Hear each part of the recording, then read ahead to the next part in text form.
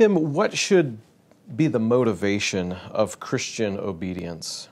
Kind of what's the broad motivation of why we should obey the Bible and obey the Lord? Beauty and duty.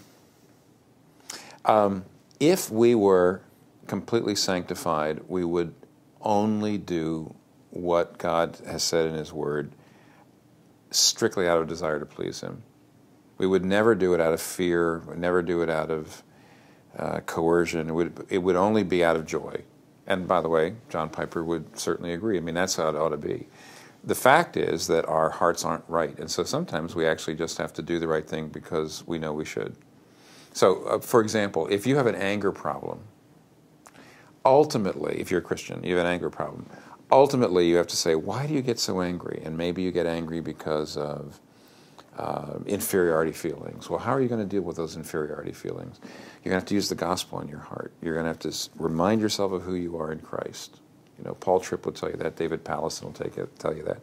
So in the end, the only way to overcome anger is to use the gospel in your heart until that insecurity is gone and those things are gone. However, if you have an anger problem and you want to pick up a rock and hit somebody in the head, and actually your heart isn't right, I still think you should not do it.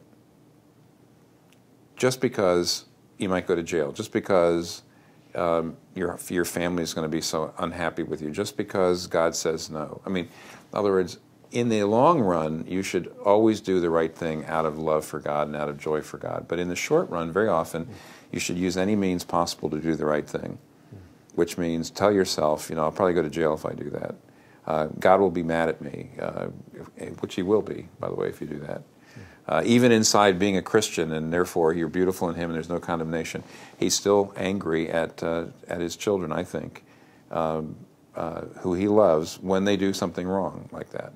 So I would say there's both, in the long run, beauty is your motivation, but in the short run, do it because it's your duty to do the right thing.